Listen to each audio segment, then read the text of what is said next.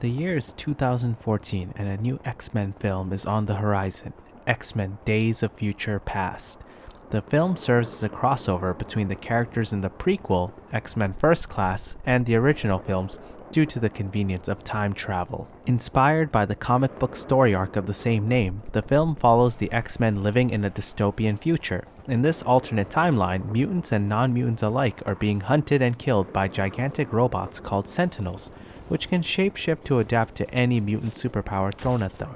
In an attempt to stop this, one of the X-Men, Wolverine, is sent back decades into the past to the year 1973 in order to change history and stop the future apocalypse. I will admit, I originally went into this movie with low expectations. Ever since Marvel Studios' Avengers film, superhero crossovers have become all the rage. How could this new X-Men film possibly cross over its dozens of mutants, some of which appear twice as both young and old, without having such a convoluted plot and making sure that everyone gets enough screen time?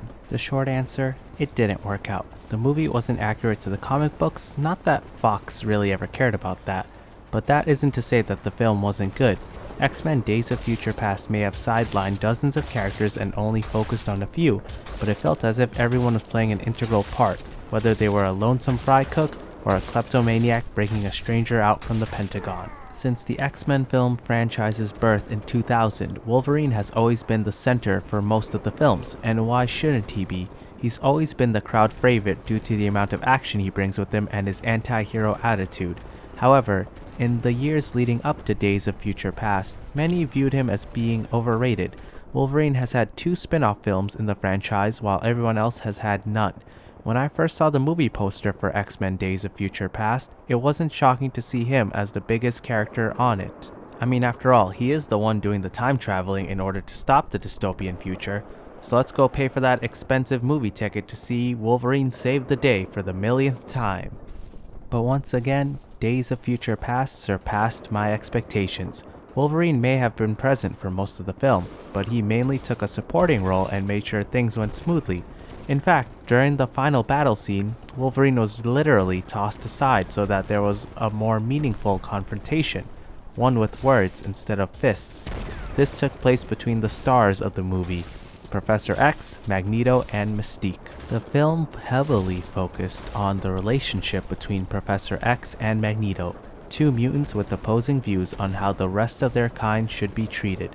We've seen these two as bitter rivals played by the much older Patrick Stewart and Ian McKellen, respectively, in the original X-Men trilogy. However, they still had a brotherly bond between them. In the prequel First Class, we see how Professor X and Magneto first meet and a beautiful friendship blossoms between the two.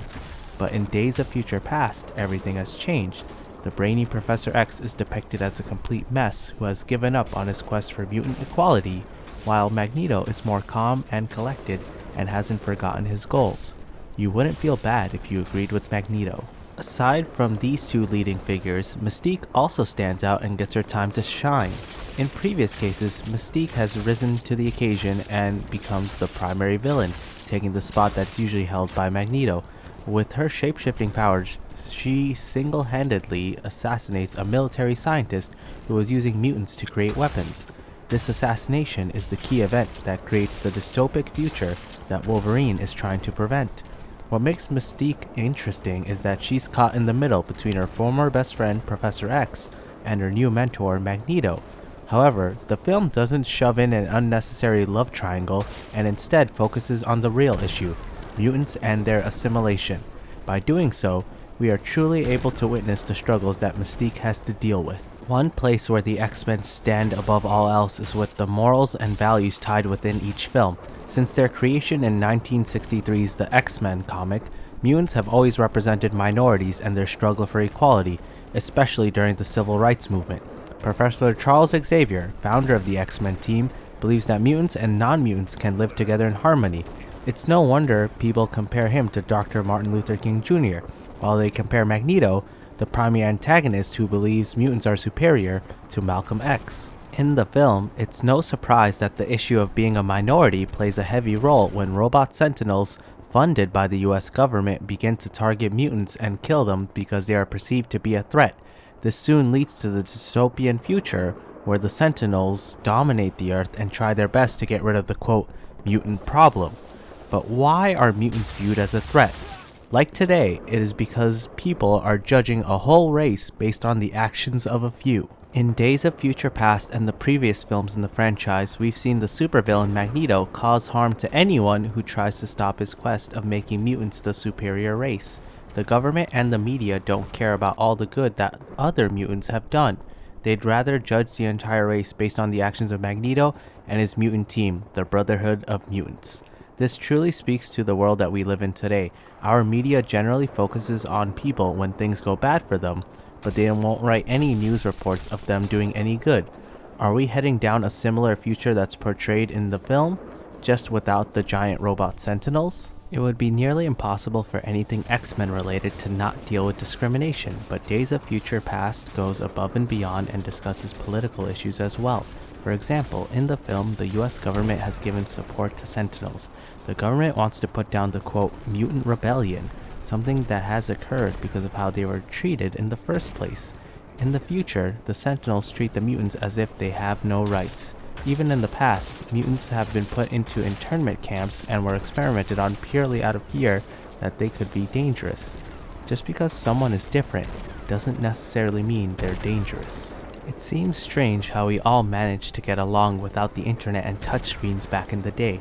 Days of Future Past also manages to have time to address this as well. Aside from finding the time-traveling Wolverine being a fish out of water who has trouble adjusting to the 1970s lifestyle, the film also explores the advancement of technology and the exploitation of nature, in this case, mutants. In the film, the government hired a military scientist, Bolivar Trask, to deal with the mutants. He believed in using the mutants in order to create weapons and performed inhumane experiments on them. Trask was then able to create the first Sentinels that kept mutants suppressed. Trask himself had a disorder, not a mutation, called achondroplasia that caused dwarfism, and he appears to be obsessed with fixing deformities. In the film, we even see a painting of him handing a prosthetic leg to an ecstatic girl in a wheelchair. Trask is representative of cutting-edge technology and science. However, he's so preoccupied with solving his problem with deformities that he doesn't stop and think about the potential harm that he's creating. This is similar to how rapidly our societies are changing in order to meet the needs of our people. Trask never saw the danger he was causing to mutants, just like how big corporations don't see the harm they're creating to the many ecosystems they're destroying in order to make their products. All things considered, X-Men Days of Future Past was an excellent entry into the superhero movie world and made me optimistic for its future films. With compelling characters and a deep story with many layers, the film makes me wonder what else these mutants have in store for us. Just like how the X-Men were able to change their past and get rid of the dystopian future, Fox was able to change the past in its movies and create a foundation for a better future for the X-Men film franchise. Days of Future Past has shown us how far we've come in the world of superhero movies, as well as making us forget the mistakes of some of the previous X-Men films. After all, a young Professor Xavier once said, "Enough of a ripple and you change the tide, for the future is never truly set."